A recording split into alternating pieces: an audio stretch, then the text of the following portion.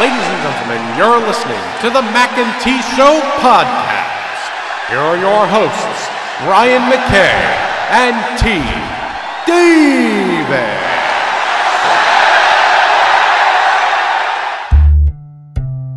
This is the Mackay T Show. This is the Mackay T Show. We talk movies and TV shows, sports and world news, coasting like on a world cruise. Hosted by Brian Mackay and T Davis. Yeah, you can't tame us. We're going to the top, we're becoming famous. What time is it? It's time for the Mackay T Show. What time is it? I said it's time for the Mackay T Show. Welcome back to the Mackay T Show podcast. We're gonna kick off the show real quick with T's. T has a few theories on what may happen in a couple of MCU sequels coming out in the future, and I'll just let T roll with that. Well, so after Brian was worried about what happened to Captain America's compass, I found myself at home watching some of the movies, and I rather enjoy Doctor Strange anyway. But Brian, let me tell you. So, yeah, my theory still holds true because Captain America set that compass on the, I'm gonna call it a dashboard for lack of a better word for what the thing would panel would be on a plane. He sat on the dashboard and kept glancing over at her before he crashed the plane so that they didn't blow up New York. So I suspect when they found him and all of that, when they tried to dupe him into thinking he was still in 1940s or 50s or whatever era that was in, and poured all the stuff, they gave him his that suit he had on, because that suit wound up in the museum in like the second Captain America. Right. Movie. So all that, they poured it out. So that's how he got his little compass back. Okay. Too. So I really do like Doctor Strange's, how they introduce him and give us his backstory. And so at the end, I don't know, I just, some kind of way I missed the little after credits shots, and the black man that was on the team, the good team, you remember he was like, well, I can't do this. This ain't right. We shouldn't be manipulating time and all this other stuff. Duck, duck, quack, quack. But then at the end, you see him. He goes steal the man's mojo that start when he was in rehab. The man was like, "Oh no, I know somebody that recovered from something that was severe like this." And then when he goes see the man playing basketball at the park, that's how Stark find out where to go to meet the wizard. Strange. That's Stark. Strange. Yeah, Doctor Strange. That's why he find out where to go meet the wizard. Mm-hmm. And so, the ancient one. I know the wizard. That's the same difference. That's the same difference. Who allegedly has been brought up as being in the Avengers Endgame. So apparently they were visiting her in some, Well, it would make sense because remember she's at the end. Well, you may not remember because I just recently watched it. No, I watched it. She talked about traveling through time and would start at the end before she decided to give up the ghost. She means strange people. She gonna say Stark 1,000 times. Oh yeah, strange. It's okay. Folks get irritated when you because you're not supposed to mess up on podcasts. Come on now. What's wrong with you? Okay, whatever. We keeping it 100. So that's why Brian asked me stuff, and I'd be like, I don't know. You asked me the wrong question. So yeah, oh boy out here stealing mojo, and I think that's what they're gonna base the next one on. Is dude out here stealing mojos, and Doctor Strange gonna have to be like, hey, this ain't how we gonna do this. And I suspect the more mojos you steal, the stronger you get. Because he been in the game longer than Stark, even though Stark is like a brainiac. I'm bringing all of the cartoons in. Brainiac. You know what is hilarious that I just thought about? Uh-huh. So in Avengers Infinity War, Strange basically, kind of shows his disgust for Tony Stark and how just arrogant and cocky he is. Mm-hmm.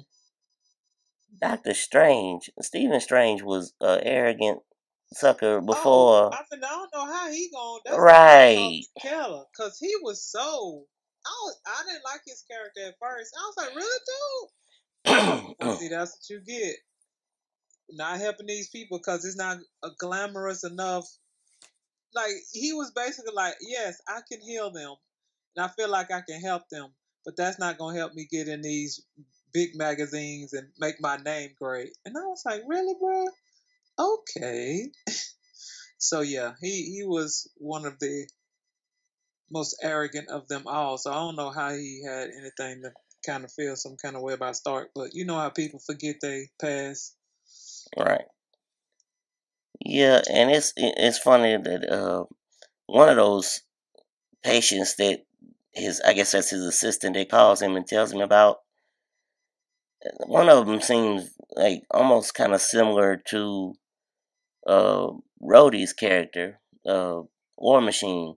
Remember in I think it was Civil War, War Machine crashes, and it's like they think he's gonna be paralyzed. He all broke up. Yeah, I'm thinking that one of those descriptions, if I remember correctly, kind of sounded similar to him. A veteran that a man. That would have been hilarious to see that go down. They might that is a way they could bring that around. But I'll say this too, now that you bring that up. Now we're not gonna be reminiscing about all these stories, people, but now we are. So, that was Stark's fault that Rhodey wound up crashing. He tried to act like it was the Ant-Man. I was like, Stark, that was your fault. Oh yeah, he could sit there. You could tell he blamed Falcon. He quickly was like, "Oh no, that wasn't me." Yeah, no, bro. If you had, didn't he shoot something at him? Well, Vision was distracted by not Black Widow, Scarlet Witch, because that's when he was just starting to get feelings for her, and Rhodey was trying to call him in for backup. And when he goes to call him in for backup, Vision shoots off his little thing from his stone, and it misses Falcon and hits Rhodey. So it was all a distraction of an evolving AI that they didn't think would be evolving that quickly. But he became real lifelike real quick. Okay, so I was like, y'all gonna not act like this was Ant-Man's fault. But all right, so yeah, I'll catch up. I still haven't seen Ant-Man and Wasp, but I'll catch up on that before the break over. I'm talking about the break. Never mind. Scratch that. we do have a break coming up, and we'll talk to people about it at the end of the show. But so speaking of, not speaking of the break, but speaking of all of me, do you know how much I got? Let me talk about. Let me just tell you how many phone calls I got yesterday, clowning me for my for my chapter. They said you sounded like you were so. I said, listen, all I can tell you is my reading comprehension has gotten so much better than when I was a child because yes, I knew what I was reading as soon as it was coming out my lips, and I was like, yeah. So yeah, I got clowned for my clearly uncomfortableness. Is that a word? I told them if they could have saw you, it was hilarious. I was sitting there like, this is hilarious. Yes, this smut that T has got me reading. But yeah, everybody seems to be back on it, and that's a good thing. Folks interested.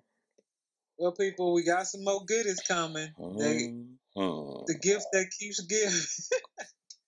We ready. I should have wore my Jelly of the Month club. The gift that keeps on giving the whole year. That's hilarious. Yes, but let's get on into it. Chapter 19. That mean you about to read? No. Always. It's always. Is that? Wait a minute. Well, is that a T on? Pause. Is that a T on your jacket? I'm just now realizing. It is. Yes. Yes, that's a gold tee at that. A gold tee. My Yes, goodness. that's what we do. All right, chapter 19, Mm-hmm. Missing You. Roy sat in Parker's living room with Sean and a couple of people that had been invited over for dinner. The topic of love and relationships came up. Everyone had an opinion while Roy sat back and listened to the conversation as it took an interesting spin. So, if your spouse or significant other cheats, if you love them, do you take them back? One of the male guests asked. No, a female guest said. Wait a minute. If you love them, and love endures all things, why wouldn't you give them a second chance? The guy says. If you love the person, you would not have cheated in the first place, the female replied. That's beside the point. Sometimes you just get caught up, the guy said. I think it depends on how much you have invested in the relationship, Parker stated. How so? Someone asked. This is not for you to get any ideas, Mr. Parker looked at Sean. The group chuckled. Baby, you are the only woman for me, Sean said.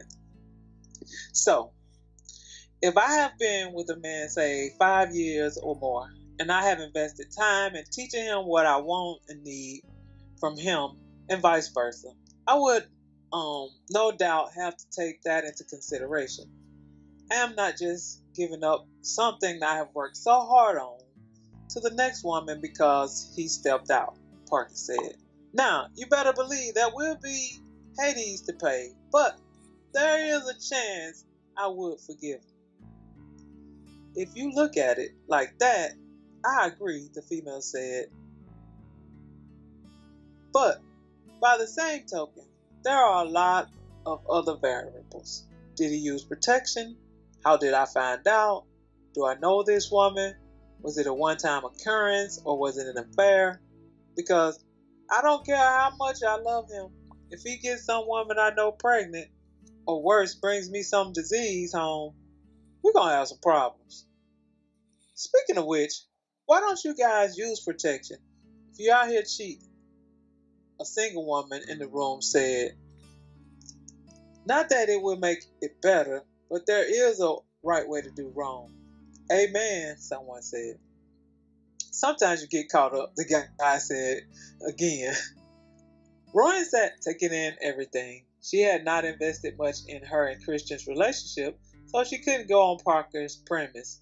But when she thought about it, she was not absolutely positive he had done anything but go out with another woman. I have a question, Rowan asked. Do you have to catch him in the act, or can it be hearsay or an intuition?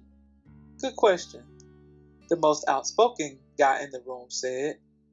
He looked at Parker. Why are you looking at me? Parker asked. I'm just waiting for you to enlighten us, the guy said. Parker smiled. If you think he is cheap, he may as well be, because no matter what he does, your mind is going to misconstrue anything he does. So my position is, it would be great to see it or not. Everyone chuckled. If enough people are saying that everyone is not lying and everyone is not out to end your relationship, somebody is probably telling the truth. But I say that, prefacing it with, God gave us intuition for a reason, so I wouldn't just overlook my intuition. The conversation moved on. The group had a nice time. Rowan left, for some reason, could not get Christian off her mind. He had popped in her head on more than several occasions the last couple of weeks. She had no idea why, besides the fact that she missed him. It was strange because they did not spend all that much time together. A couple of days a week at best. Still, she missed his calls, text messages, and the time they did share. Rowan was not the only one missing Christian. Since their New Year's encounter, a day had not gone by that Zoe did not think of him. She hated it because since they were not in a relationship, she could not just call him to see how he was doing or what he was up to. Some days she wished she had never met the man, but others she could not imagine their paths never crossing. One thing was for sure, she could not see him again. What's going on with you, Z? You have been zoning out all day, Lisa asked. Nothing, I'm just anxious about our opening, Zoe said. Really? And I can't stop thinking about him, Zoe continued. Lisa knew about Christian, though she did not know his name. Okay, what happened between you two on New Year's? Lisa wanted to know. Zoe had been with the guy before, but the effects had only lasted a couple of days. Zoe decided to share the whole story with her friend. Z, you didn't, Lisa said. I did, and it was great. Better than great, it was outstanding, Zoe said, thinking about Christian. Lisa was surprised. Zoe was not the type to have a fling. She had waited until she was married with Ethan before she had her first sexual experience. What's the big deal with this guy, Z? You know what he does for a living. It's his job to make women feel this way. I know, but it felt so real, Zoe said. Z, I know you went through a lot with Ethan, and I am not mad at you for getting your groove on, but the guy is an escort. Don't forget that.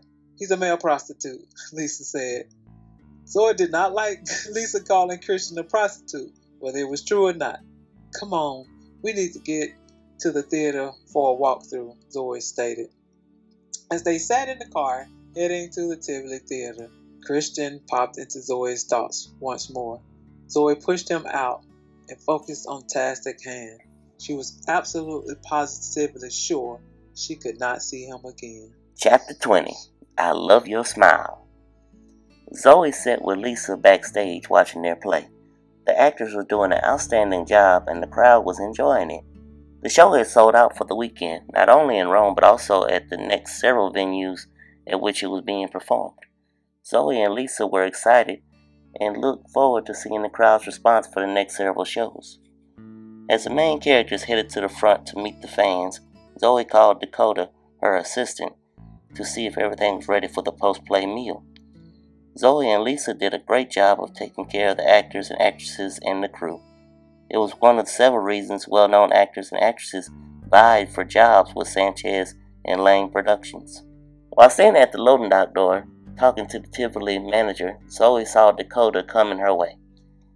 She told the manager that they would talk later and she would see him later. Dakota walked up with 24 roses and smiled. These came for you. He handed her flowers. Thanks, Zoe said. Dakota stood looking at Zoe, waiting. What? Who are they from? Dakota asked. I don't know, Zoe said as she took out the card. Break a leg. Hope your show is a great success. Warmest regards, CL. Zoe smiled. So who is he? Dakota wanted to know. Who is who? Zoe asked. The guy that had that smile on your face, Dakota said. Will the food be at the hotel when we get there? Zoe asked, completely disregarding Dakota. Yes, I talked to the caterer and they're already at the hotel, Dakota said. The car is waiting. Okay, where is Lisa? Zoe asked. She should be at the car, Dakota said. They headed to the car. Once inside, Lisa asked about the flowers. Zoe said they were from an old friend and changed the subject. She told Lisa about the manager's request for them to come back and do some more shows. They had been sold out and were getting calls daily about seating. As they drove to the hotel, Zoe thought of Christian. The flowers were so thoughtful. She continued to be questioned about the flowers and everyone assumed it was her man. She continued to assure them it was not. Once she grabbed a bite to eat, she headed to her room to get some rest. She had been running around all day and wanted to rest before it started all over again. After showering and putting on her pajamas, her hotel phone rang. Yes, Zoe said. Miss Sanchez, you have a guest waiting for you in the lobby, the young lady said. A guest? Who is it? Zoe asked. I don't know, ma'am. Would you like me to ask? The young lady asked. No, I'll be down, Zoe said. Thank you. Christian handed the young lady at the front desk a $50 bill and smiled and winked. Thank you, he said as he walked over and looked at the centerpiece in the lobby. Minutes later, Zoe was downstairs. Christian? Zoe said. Christian turned and smiled. What are you doing here? Zoe asked. I came to see the play. And you, he said. Zoe considered the possibilities. Should she invite him up in her suite or stay in the lobby? Not wanting Christian to be seen, she decided to take him up to her room. As they rode the elevator, she continually told herself that nothing was going to happen. They would talk, and he would go home. Christian followed Zoe into the suite. "I cannot believe you came to Rome for my play," she said. "Why not? I said I was coming," Christian said as they took a seat on the couch. He could not help but notice Zoe did not sit next to him. "Thanks for the flowers," Zoe said. "No worries," Christian said. "So how did you like the play?" "It was good," Christian said. "I liked the way you handled the cheating man, but I thought she should have taken him back."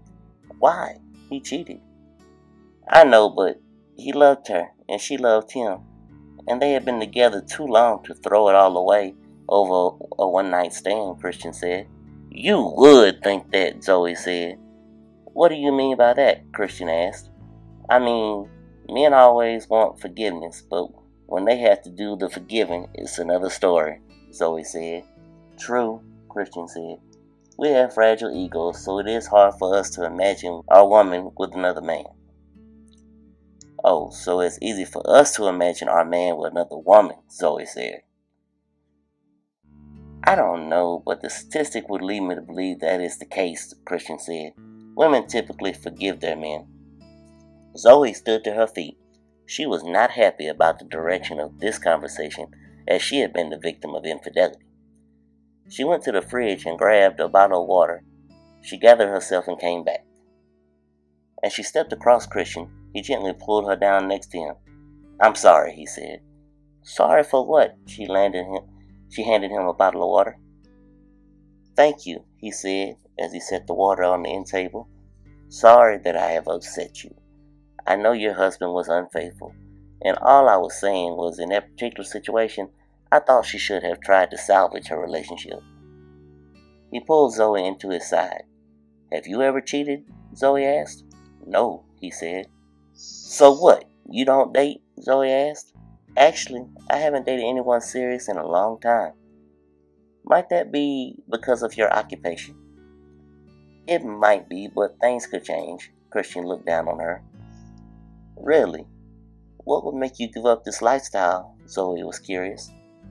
"If I found that special someone that I might want to spend the rest of my life with," Christian said.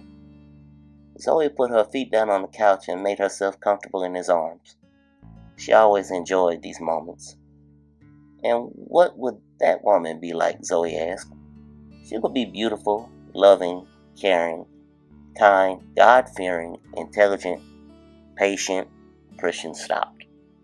I don't know if she exists," Zoe said. "She does," Christian said. There was a space of silence. "So, what's on your agenda for tomorrow?" Christian asked. Zoe told him about their itinerary. They had 3 shows that Saturday and 3 Sunday before they would head to Athens. "Sounds like you will be busy. You think you could squeeze me in for a breakfast?" Christian said.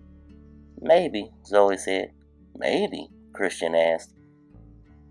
Zoe sat up and looked at Christian. "On one account," Zoe said. "What might that be?" Christian looked into her hazel eyes. "You tell me the real reason you came," Zoe said. She was sure he told his clients a lot of things that he didn't see through. It was no doubt a part of the business. "I told you, I'm a man of my word, and I told you I would come," Christian said. "Do you always keep your promises?" Zoe asked. "I don't make promises, but I do everything in my power to keep my word," Christian said. Zoe smiled. "I love your smile," Christian said. Zoe felt self-conscious. "Well, it is getting late. I should probably get some rest." Zoe stood to her feet. Christian stood to his feet. "Yeah." They walked through the door. Christian opened his arms for a hug. Zoe walked in and accepted his offer.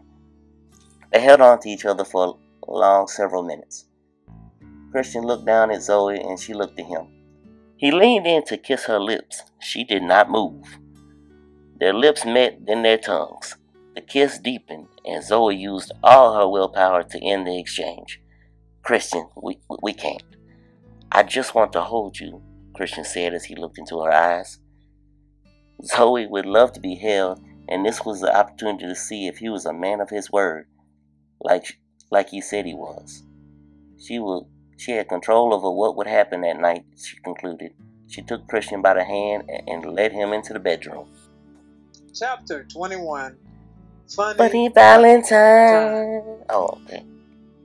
Zoe lay in Christian's arms in a haze after their lovemaking. She could not believe any of this was occurring. She had vowed not to become addicted to this drug, but like some drugs, all it took was one time and you hungered for more. As she lay listening to his soft breaths, feeling his chest slowly rise and fall, she thought about the moments that led to this. It started when he arrived at her hotel after the final show. He was sitting in the lobby when she and David walked into the hotel talking about what they would do during the break. Zoe looked at Christian and kept walking as if she did not know him. Christian sat contently, but was a little uneasy about her ignoring his presence. It was clear she did not want him to meet her friends. Not long after Zoe passed, she called Christian, told him her room number. He got to the room, gave her gifts and flowers. When she saw the charm bracelet with a small cabin charm, she could not help but smile. They headed to the living room, cuddled up on the couch, and talked about their day. It was just like old times, until Christian asked Zoe to dance. They danced until the song playing on the television ended, and then it happened. Christian was looking in her eyes, and she at him. He leaned in and kissed her. She didn't object. Before she could stop, she found herself in his warm embrace, him having his way with her body, and she enjoying every moment. When it was all said and done, Zoe could be mad at no one but herself. She was the reason for their third encounter. Again, she knew she was in trouble after their exchange and decided she could not see him anymore. She regretfully had to give him up for her own good. Bright and early the next day, Zoe woke up to Christian looking at her, thinking that he could spend the rest of his life with her. His attraction to her was not purely sexual, though he loved making love to her. He loved other things about her too. He loved how she was so down to earth, though she was very wealthy. He loved the fact that she was so giving. She was sweet. She was God-fearing. She was also interested in his dreams, though he still had not opened up to her completely. He also liked the fact that she did not look down on him because of his occupation. She treated him more like a friend than a rented lover.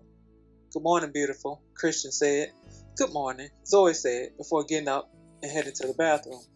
While standing in the shower, she contemplated how she would tell him that she could not see him anymore. Her first thought was she could just stop calling, but that would not work. He was now showing up on his own at shows. She would have to tell him she didn't want to see him, or better yet, could not see him again. Christian was dressed when Zoe walked out of the bathroom. It was after 11, and he needed to catch a flight. Christian wondered where home was for Zoe. They had talked about a lot of things over the years, but where she lived was not one of them. "Where are you from?" Christian inquired. "Why?" Zoe said. "Just curious. You never mentioned it in all the time we've been together." Christian said. "I'm from Corinth." Zoe said. "Corinth?" "Yes, my parents were born there. After my father retired, we moved back.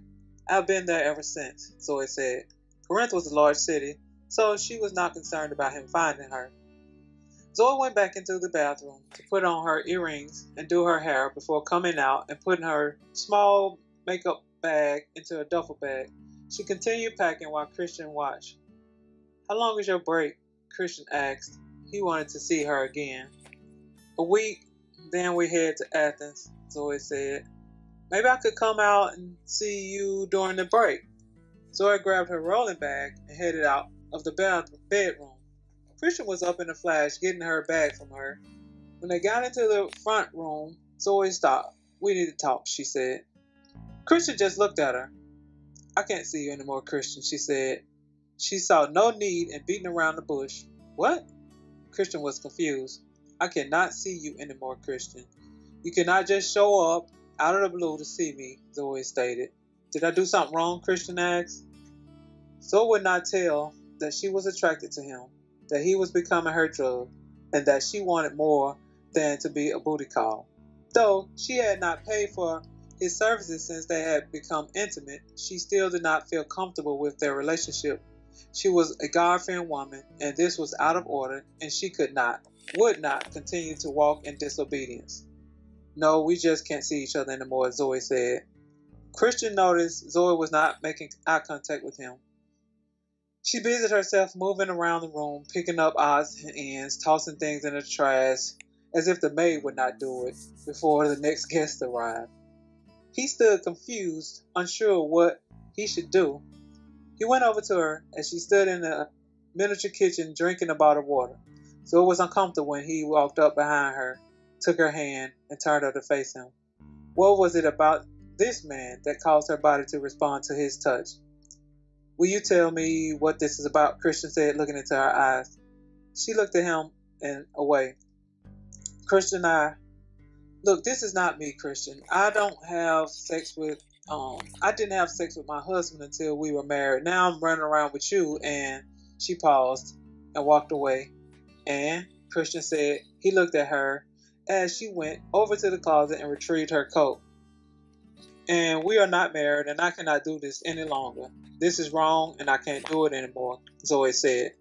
Christian walked over and helped her put on her coat.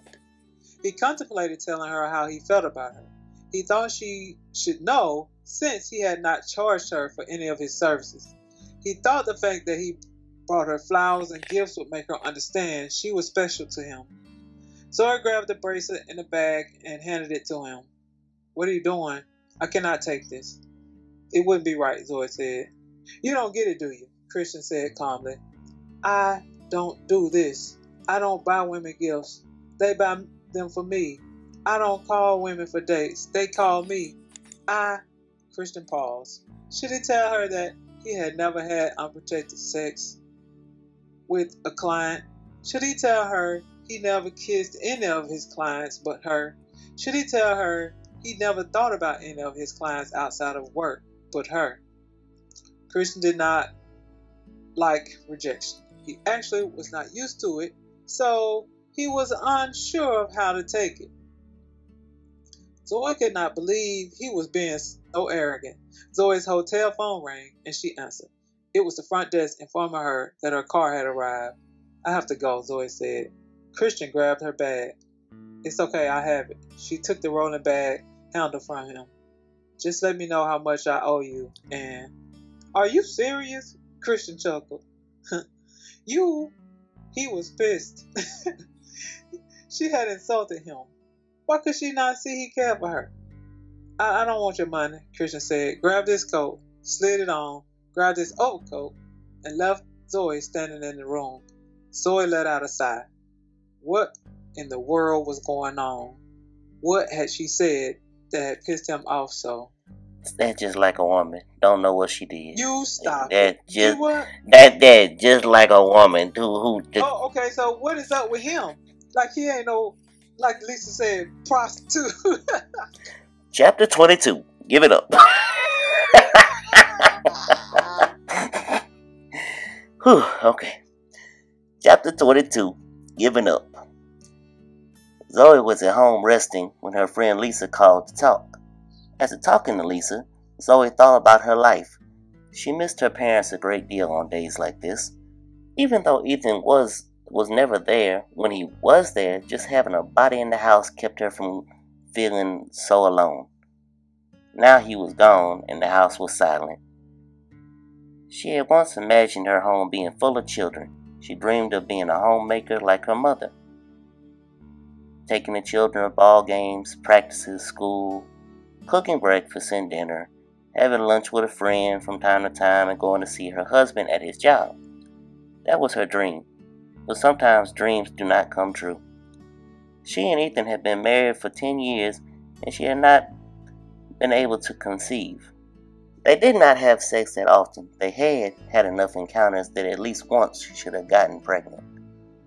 Maybe that was the reason he left her for another woman, she decided. Maybe it was her fault. No matter whose fault it was, they did not have children. They were no longer together, and she did not foresee her dream coming true. She would be 35 on her birthday, and there were no callers on the horizon. Her mind switched gears to Christian. She smiled at the thought of him. He was as good-looking as they came. He was charming and sweet. He seemed to be really caring and attentive to her need. Then there was the coitus.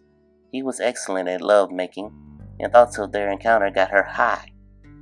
But he was an escort, so he should have been good at his craft, she supposed. She only felt worse when she thought about their being intimate without him using protection. She didn't know what she was thinking. This could never happen again. What was she saying? She would not see him again anyway. She thought about their final encounter. Why he had gotten so mad about her offering to pay for his services. She had paid for them before. She felt she was doing the right thing by giving him the bracelet back. She knew it was no inexpensive piece. He had spent a little piece of change on it, so she assessed when she first saw it. Zoe wished this was something she could talk about with someone, but she had told no one about her calling an escort service. She was married, for one, and she was embarrassed that she needed to pay for a man to spend time with her at the same time. She dreaded the day she listened to one of her associates and called the service.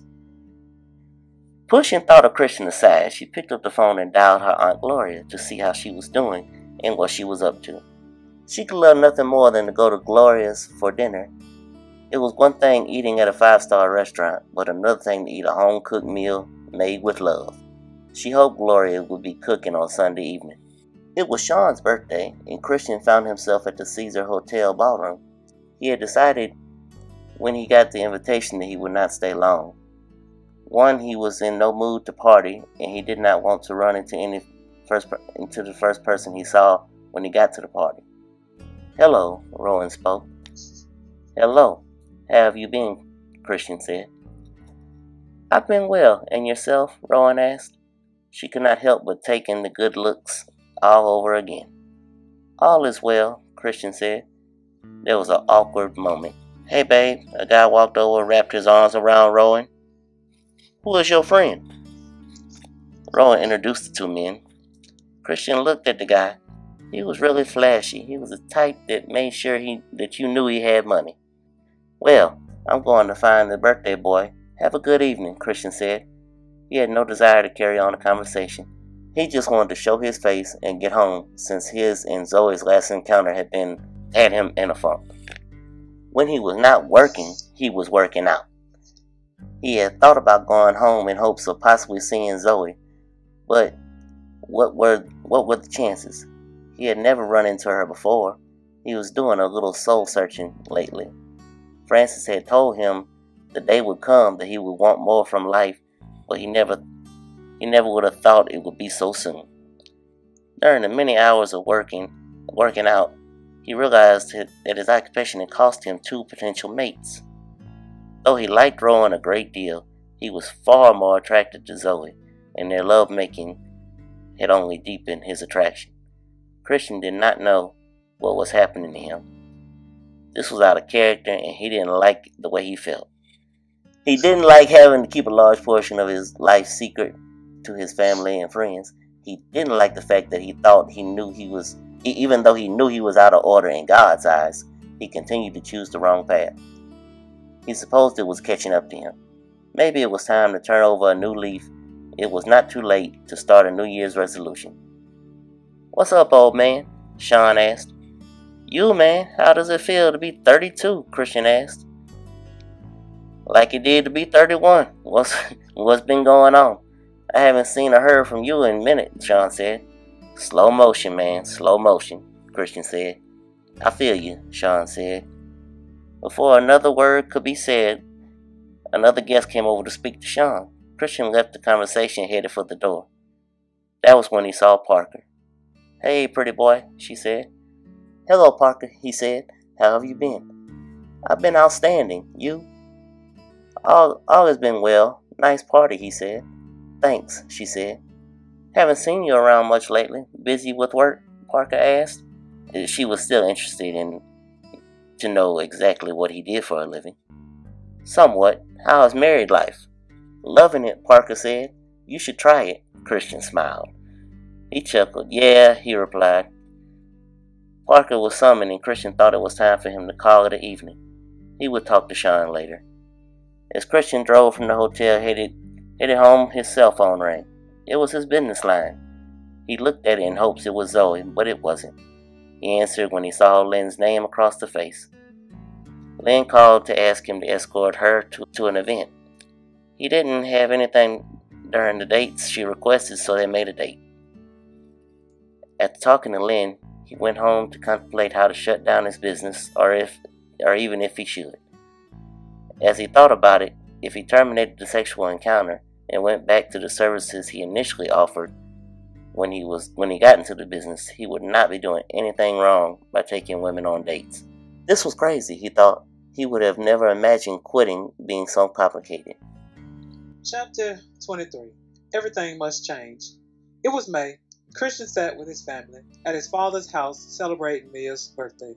She had recovered from her incident and was back on her feet. She and Christian were back to being friends now. She could not continue to be mad at the man who saved her life. Ian still had not been found, and Christian doubted the authorities were even looking for him. His mother continually told him to let the Lord take care of Ian, but Christian wanted justice. No matter what he wanted, he would have to wait on the Lord because he had no idea where to find Ian. Hey, cuz, you have been quiet, Mia said. She saw Christian sitting alone. Christian just looked at her. What's wrong? Nothing. Just thinking, Christian said. About what? About life. Life, Mia chuckled. When are you going to settle down, Christian? What? Christian wondered where that came from. When was the last time you dated? You need a woman, Mia surmised. Christian chuckled. Again. No, I'm serious. I don't remember the last time you brought a woman home to meet the family. Now that I think about it, you haven't brought anyone home since high school. Is this something you want to talk about? I won't judge. Christian just looked at her. Won't judge what? If you like men, Mia began. Don't play, Christian said. You know better than that. Mia hunched her shoulders. You never know. Well, I'm telling you, I love women and only women, Christian said. You know, I have a friend. Stop right there. I don't need you hooking me up, Christian told Mia the same thing he had told Francis. I'm just saying, Mia said. Mia, you guys, come on. We're about to cut the cake, Anne yelled. Mia and Christian stood from the patio and headed into the house. As they headed in, Christian's phone rang. It was his business line. He started not to answer, but he was awaiting a call from Lynn about a potential gig. When he looked at the phone, he saw Zoe's name, and he was surprised. Hello? He answered. Hello, may I speak to Christian? She never assumed it was him. Yes, how may I help you? He used his business tone. He stopped and watched as Mia went in the house. We need to talk, she said. I'm listening. No, we need to talk in person, Zoe said. Christian didn't say anything for a moment. Hello? I'm here. Can you meet me? For what? You made it plain you didn't want to see me again, remember? Christian said. He did not know he was still upset about this. Zoe let out a sigh. I know what I said, but we need to talk. I can send a jet to pick you up. No jet, Christian said. He was not going down that road again. Where are you? I'm home. Why? Because I am in Corinth, he said. He looked at his watch. It was about 2:50. I will meet you at Lamar Park at about 3:30 on the side where the fountain is. Zoe was taken aback. She had not planned on meeting him so soon. Okay. See you there. Christian went inside and everyone was singing happy birthday. After which Mia cut the first piece of cake and everyone ate and talked while Mia opened her gifts. Son, everything okay? Orlando saw Christian was in deep thought. Yes, sir, Christian said. Good. How have you been? Orlando asked. Olivia had asked Orlando to talk to the boy. She knew something was wrong with him when he came home. He just was not himself. Hello, Bishop. Francis walked up. Hello, Francis. We are happy you could make it, Orlando said. Thank you, sir. So, how have you been? Francis asked. It had been a while since Francis had seen the man. I've been great, sir. Just looking forward to fatherhood, Francis said. Where's Tiffany? Christian said. With her sisters. They went baby shopping. She is ruining him, and he has not even come to Earth yet. Orlando laughed. He recalled when Christian came along, Olivia had done much the same. Christian slapped his friend on the shoulder. Good thing you have a good job. Speaking of jobs, Francis said. Orlando, baby, could you come and help me with this? Olivia's voice traveled across the room. Excuse me, fellas, my lady calls, Orlando said and vanished. So, I found some office space, Francis said. Office space for what? Orlando replied. For the business, Francis said. I want you to come and check it out before you head home. I can do that, Christian looked at his watch. Is there somewhere you have to be? Francis asked. Yeah, I'm going to meet Zoe and... Zoe? I thought you were past that, Francis said. Christian had told him about her request not to see him anymore. Man, she says she needs to talk to me. We are meeting at the park in about 15 minutes, Christian said. I need to go. I'll talk to you later. Francis watched Christian walk away and shook his head. He had had it bad for this Zoe. He wondered what was so special about her that had Christian run into her beckoning call. He would say it was one thing, but there was no way it was love, or was it?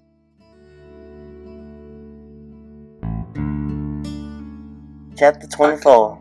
Back at 1. Christian arrived at the park and people watched, wondering what Zoe could want. There were several people out, but not half as many as would be when summer hit. There was still a slight chill in the air, but there were a couple of people walking their dogs, several runners. He had witnessed 2 couples walking hand in hand and a couple of loners. Zoe approached, and Christian watched as she sashayed toward him. She had a smooth, confident walk. She looked nice in her khaki pants and yellow blouse with a matching lit sweater. Christian stood from the break wall, where he sat as she drew near. The sun was out, though there was a chance of showers in the forecast. He contained his excitement as she approached. He didn't know what this was all about, but it was not a social call. Zoe was in front of him now. Hello, Zoe spoke. Hey, beautiful, he said before he knew it. She loved when he called her that. She wondered if he would still call her that when she told him her news. She had been worried about his reaction, seeing as they did not part company on the best terms. There was a space of silence. So what's on your mind? Christian said. She looked at Christian, then away. Let's walk, she said. She practiced what she might say the entire time she drove over. They started walking around the trail that the park had marked off for walking and running. How have you been? I'm well. You? Well, the play finished strong and we had rave reviews, Zoe said. We close next week in Antioch. Christian already knew that bit of information. That's good. I'm happy for you, Christian said. Thanks, Zoe said. They walked for a while longer in silence. Once they went to the back of the park, Christian stopped and asked, Alright, what's going on, Zoe? Zoe looked at him. I'm pregnant, Zoe said. Christian looked at Zoe. It was taking a moment to process the information. Did she say she was pregnant, he thought? I didn't mean for this to happen, and I understand if you don't want to be in the child's life. Zoe began. Just because I can't have you doesn't mean I don't want to be in a child's life, Christian said. It was not lost on Zoe his words of not being able to have her. There was an awkward moment. A huge smile came across Christian's face. I'm going to be a dad. Zoe was relieved at first. He did not seem to be happy. He wanted to hug her, but wasn't sure if there was a thing to do considering. Touching her always set off emotions in him that he couldn't seem to control. Christian closed the little space between them. Do you mind? He asked. No, not at all, Zoe said. Christian placed his hand on her stomach. How far along are you? Christian asked. About 2 months, Zoe said. Christian moved his hand from her stomach. So many thoughts going through her head. Would he tell anyone? He definitely needed to come home to be closer to his baby boy or girl. He wanted to be around all the time, not just some of the time. He had no intentions of being a part-time dad. He hoped Zoe understood that. "What are you thinking?" Zoe asked. "I guess we have a lot to talk about." Christian could not contain his pleasure. A smile remained on his face. "Yes, we do," Zoe said. "You feel okay?" he asked. "I'm fine," Zoe said. "I don't know how long you will be in town, but I'll have a doctor's appointment Wednesday if you'd like to come." "I'll be there," he said, looking in Zoe's eyes. She seemed more beautiful to him at the moment than ever before. A raindrop fell, and then another. "Come on," Christian placed his hand in the small of her back as they headed back to the cars. Christian walked Zoe to her Bentley. It was the same color as his. He held the car door as she slid in. "I'll give you a call tonight," he said. "Okay," she replied. "Be careful," he said before closing the door. Zoe backed out of her spot and headed for the park exit. She was relieved that Christian was not upset and wanted to be the father. She would call her Aunt Gloria and tell her about it when she got home. Gloria had been the one to tell her she was pregnant, glowing, as Gloria put it. She ignored her aunt's claims, but had to admit she did have a small pug slowly growing around her waistline. She had thought she needed to eat a few less meals. After all, she ate a lot more when they were on the tour. It wasn't until she had her yearly exam that she found out the news. Since Gloria knew or suspected Zoe was with child, she had asked a lot of questions about the father. She wanted to meet the man. She wanted to know where they had met. She wanted to know how long they had been dating, what he looked like, and most importantly, was he a God-fearing? Gloria never reprimanded her about being impregnated out of wedlock, which was a relief. Though Gloria was never judgmental, she wasn't sure how it would go over. Christian called Zoe that night as promised. He explained to her that he wanted to be in the child's life and had no intention of being a part-time dad. He wanted the baby to see him in the morning and night before he went to bed. He wanted the full baby experience. He wanted to change diapers, see the first steps, the first two, all of it. Not only did he want to be involved when the baby came, but he wanted to be around when she went to the doctor's visits. If she went to Lamaze classes, he wanted the whole experience. Zoe was delighted as Christian's enthusiasm and very Zoe was delighted at Christian's enthusiasm and very happy that he wanted to be around. She had experienced a two-parent household and was afraid that she would not be able to offer that to her child. Though the experience might be different since she and Christian were not married, things would be different, but if he was around as much as he claimed he would be, everything would be just fine. Whew, dun dun dun. Child. I know most people knew that. I mean, I don't care because I knew. I was like, yeah. Even if I was reading this, I was like, she gonna get pregnant. Oh yeah. As soon as he was penetrating with that foolishness that I read about him penetrating with no protection. Yes. Penetration without protection is Planned Parenthood. That's what I was told. So don't be talking about, look, it was a mistake. Nope, that was Planned Parenthood. Well, good people, it is with a nice glee and cheer that I do announce that this will be our last show until after the Christmas break, due to travel and just possibly not having time to get together. So we leave you with this cliffhanger of what's going to happen next. It's gonna get better, y'all. What's Christian gonna do now? He a baby daddy, so is he gonna keep with his life? He's already questioning to begin with. Where is Ian? Child, where is Ian? Ian can't just fall off the face of the earth. Well, it's 300 plus million people in the United States. It's like finding a needle in a haystack if somebody don't want to be found. This is true. People always say that, and I think it's gotten harder since they can basically track you by cameras on the street lights now. But people say that if you don't want to be found, you could just go to somewhere like New York or LA and just hide. Just be.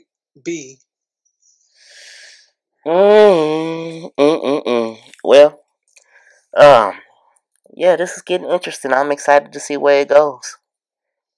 Well, I know where it's going. I can't wait to go there with you. Check it out. Oh, but yeah. Oh, speaking of, did you see? You may not have seen um the trailer that Tyler Perry put out there for his play coming out. It's on the run, and it's supposedly the play that he might be getting rid of Somebody told Madea. me Madea was dying or leaving, He might be and getting rid it's of about Madea. time. Madea should have. Apparently, he had said about he had wanted to get rid of this character or Yeah, I remember that whatever a interview. while ago. So I'm not surprised. She should have been retired, or put in the vault, like apparently Colonel Reb is, but we still have sightings. Anyway, yeah. So maybe you should put her in the vault and just have her to pop out whenever. Yeah, I Or just go ahead and love. kill the character, because a lot of times especially these movies, they kill characters and you be like, they really need that character right now. I love the trailer. It shows no clips of the actual play. It just shows like it's just like a bunch of dates and locations the play's gonna be at. And while that's all playing, you hear a voiceover of Madea on the phone with Brown and Cora, and just saying how we got to get out of town. Tyler Perry's trying to kill me. We got to get out of here. We got to get on the road. Got to get on the road. And she just starts calling out places they headed, and it's pretty cool trailer. I'll have to pull it up. No, I hadn't seen it. But yeah, so that's that. Yeah, but all of me is getting good. I'm, getting more and more uncomfortable as I read. Y'all, Brian be doing stuff. I be like, that ain't what that say. But yes, I'm looking forward to what happens here after the. I guess we'll get back started in the new year in 2019. 2019. Next year we'll be back. Look, next year we'll be back. We'll be back next year. Willing, we live. Next year we'll be back. But once again, as always, I'm one of your co-hosts, Brian Mackay, and I am with T. Have a great holiday, Davis, and be safe out in these streets. Yes, Merry Christmas and Happy Holidays. And it's beginning to look a lot like Christmas everywhere you go. This has been the Mackay T Show podcast. Thank you for listening. This is the Mackay T Show. This is the Mackay T Show. We talk movies and TV shows, sports and world news, coasting like on a world cruise. Hosted by Brian Mackay and T Davis. Yeah. You can't tame us. We're going to the top, we're becoming famous. What time is it? It's time for the Mackay T Show. What time is it? I said it's time for the Mackay T Show.